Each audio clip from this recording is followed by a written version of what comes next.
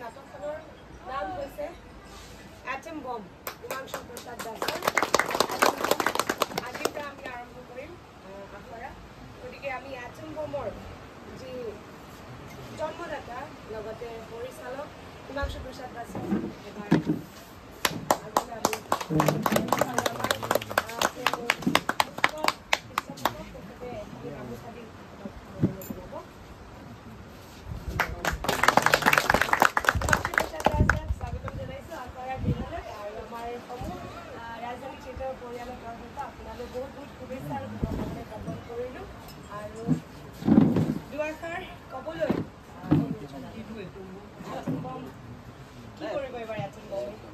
Thank you.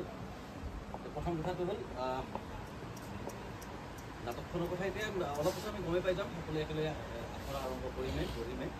কেৱল মই ধন্যবাদ জ্ঞাপন কৰিছোঁ যে এই ভ্ৰাম্যমান থিয়েটাৰ গোষ্ঠীক যিয়ে মোক এই নাটকখন লিখাৰ কাৰণে সুযোগ দিলে আৰু নাটকখন লিখাৰ সুযোগৰ লগতে আকৌ বহুত মানুহৰ লগত কাম কৰাৰ সুযোগ এটা আহিলে ইয়াৰে আচলতে বেছিভাগৰ লগতে মই জীৱনত প্ৰথমবাৰৰ কাৰণে কাম দেখিছোঁ বহুত দিন আগৰ পৰাই কাম চাইছোঁ কিন্তু নিজে একেলগে কৰা নাই বহুতৰ লগত কৰিছোঁ প্ৰাঞ্জনা বাৰ লগত বা কাম কৰিছোঁ ছাত্ৰীৰ লগত কৰিছোঁ মনোজৰ লগত কৰিছোঁ বহুতৰ লগত কৰা নাই কিন্তু এয়া এটা মোৰ কাৰণে সুযোগ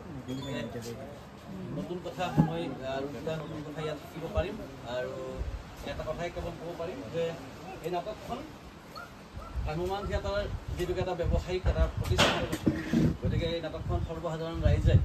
মনোৰঞ্জন পোৱা ভাল পোৱা তেনেকুৱা এটা উদ্দেশ্য ৰাখিয়েই নাটকখন লিখা হৈছে কিন্তু তাৰ সমান্তৰালভাৱে নাটকখন যিটোকে ৰাইজৰ ওচৰলৈকে আমি লৈ যাম গতিকে এই নাটকখনৰ জৰিয়তে ৰাজধানী থিয়েটাৰে যাতে অসমৰ ৰাইজক এটা গুৰুত্বপূৰ্ণ বিষয়ত এটা মেছেজ বুলিয়ে কৈছোঁ দিব পাৰে তাকো আমি এই নাটকখন লিখাৰ সময়ত মনত ৰাখিছিলোঁ আৰু সকলোৰে সহযোগিতাত এই নাটকখন আমি সফলভাৱে মঞ্চস্থ কৰিব পাৰিম বুলি মোৰ বিশ্বাস আৰু নাটক ৰুম এটাৰ ভিতৰত লিখা হয় কিন্তু আচলতে নাটকৰ জন্ম হয় আখৰাত ৰিহাৰ্চলত সেয়া শ্বেক্সপিয়াৰৰ দিনৰ পৰা এতিয়ালৈকে আচলতে সেয়াই বাস্তৱ ইয়াত অভিনেতা অভিনেত্ৰীসকলে যেতিয়া সংলাপবিলাক মাতিব আমি মঞ্চত যেতিয়া আখৰা কৰিম তেতিয়াই আচলতে নাটকখনে আচল পূৰ্ণতা পাই জীৱন পাবলৈ আৰম্ভ কৰে বন্ধ ৰুম এটাৰ ভিতৰত অকলে লিখা কেইটামান শব্দ নাটক হয় বুলি মই নাভাবোঁ এটা গ্ৰুপ ৱৰ্ক গতিকে মই বিচাৰিম সকলোৱে আলাপ আলোচনাৰ মাজেৰে মত সমতৰ মাজেৰে আমি নাটকখন এখন সফল নাটক হিচাপে গঢ়ি তুলিবলৈ যৎপৰোনাস্তি চেষ্টা কৰিম ইমানখিনি ধন্যবাদ